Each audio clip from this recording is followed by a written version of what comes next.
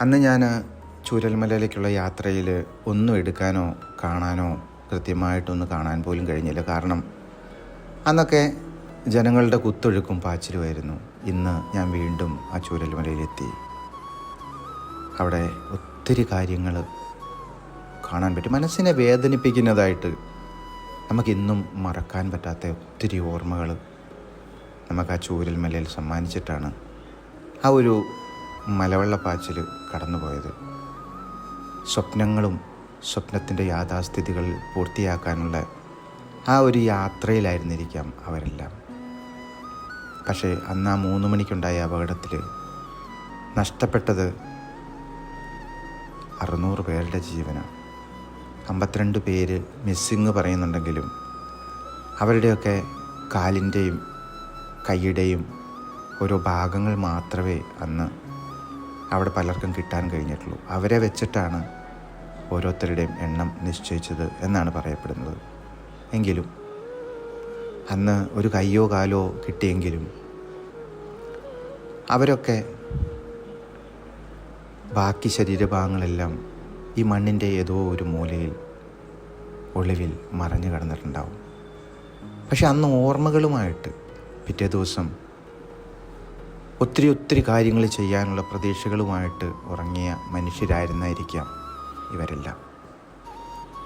അന്ന് 3 മണിക്ക് എല്ലാവരും നല്ല ഉറക്കത്തിൽ ആഴ്ന്നിരുന്ന സമയത്താണ് ആ മലവെള്ളപ്പാച്ചിലുണ്ടായത്.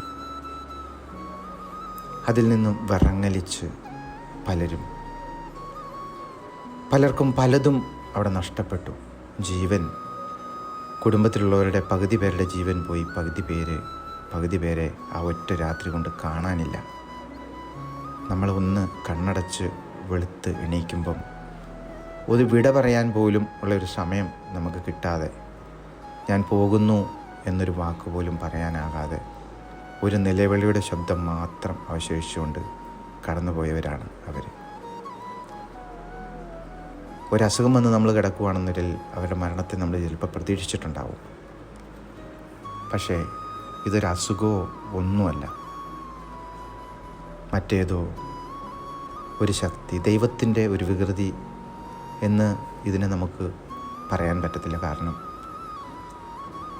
ദൈവം ഇങ്ങനെയൊക്കെ ചെയ്യുമോ എന്ന് പോലും പലപ്പോഴും ഓർത്തു പോകും. ഇത്ര ക്രൂരമായ ഒരു പോരാട്ടം, ആർക്കും ആരുടെ മേലിലും ഒരു പരാതിപ്പെടാനോ ഒന്നും പറ്റാത്ത അവസ്ഥയിൽ ഒത്തിരി അധികം ജനങ്ങളുടെ ജീവൻ കവർന്നെടുത്തുകൊണ്ട് അവരുടെയൊക്കെ ശരീരത്തിൻ്റെ ഒരു ഭാഗങ്ങൾ ഇന്നും ഈ മണ്ണിനടിയിൽ എവിടെയോ കിടപ്പുണ്ടാവും.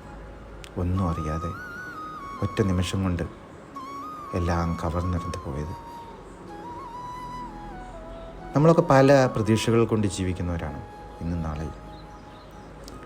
നമുക്കും പറയാൻ പറ്റുമോ നാളെ എൻ്റെ ജീവിതം നാളെ ഉണ്ടാകും, അല്ലെങ്കിൽ ഇന്ന് കടന്ന് 10 അടി വെക്കുന്നതിന് മുമ്പായിട്ട് നമ്മുടെയൊക്കെ ജീവിതം ഉണ്ടെന്ന് പറയാൻ പറ്റുമോ? അപകടങ്ങൾ ഇതുമാത്രമല്ല, പല രീതിയിലാണ് വരുന്നത്.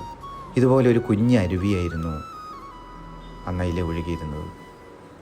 ആ അരുവിയാണ് ഇന്ന് രൂപപ്പെട്ട് വലിയ ഒത്തിരി അധികം ജനങ്ങളുടെ ജീവനും കവർന്നെടുത്തുകൊണ്ട് പോയത്. മണ്ണ് വന്ന് മൂടി 3/4 ഭാഗവും വീടിൻ്റെ അകത്തും പുറത്തുമൊക്കെ മണ്ണ് വന്ന് നിറഞ്ഞ് ഈ വീട്ടിലൊക്കെ താമസിച്ചിരുന്നവർ ഒരുപക്ഷെ എങ്ങനെയായിരിക്കും അവർ അന്ന് രാത്രി അവരുടെ കുടുംബത്തിൽ സംഭവിച്ചിട്ടുണ്ടാകുക? ഈ വീട്ടിലിരുന്നവരൊക്കെ ജീവിച്ചിരിപ്പുണ്ടാകുമോ? മുറിപ്പാടുകൾ മാത്രം സമ്മാനിക്കുന്ന കുറേ ഓർമ്മകൾ, എങ്ങോ നിന്ന് ഒന്നുമില്ലാതെ എല്ലാം ഉപേക്ഷിക്കപ്പെട്ട പ്രതീക്ഷകളും എല്ലാം അസ്തമിച്ച് എല്ലാം ഒരു നിറക്കൂട്ടിൽ എങ്ങോ പോയി മറഞ്ഞവർ. അവരുടെയൊക്കെ ജീവിതം ഇന്ന് നമ്മൾ ജീവിച്ചിരിക്കുമ്പോൾ നമ്മൾ ചിന്തിക്കേണ്ട പല കാര്യങ്ങളുമുണ്ട്. നമ്മുടെ ജീവിതവും വാശിക്കും വൈരാഗ്യത്തിനും ഏറിനും യുദ്ധത്തിനും വേണ്ടി വിട്ടുകൊടുക്കാനുള്ളതല്ല. ജീവിച്ചിരിക്കുന്ന കാലത്ത് എന്തെങ്കിലും ഒരു നന്മ പ്രവൃത്തി ചെയ്ത് ഈ ലോകത്തിനെ കാണിക്കുക എന്നായിരിക്കും നമ്മുടെയും ജീവൻ ഒരു കുത്തൊഴുക്കിലോ ഒരു തലവേദനയിലോ ഒരു വയറുവേദനയിലോ ഇല്ലാതാവുക. സ്നേഹത്തോടെ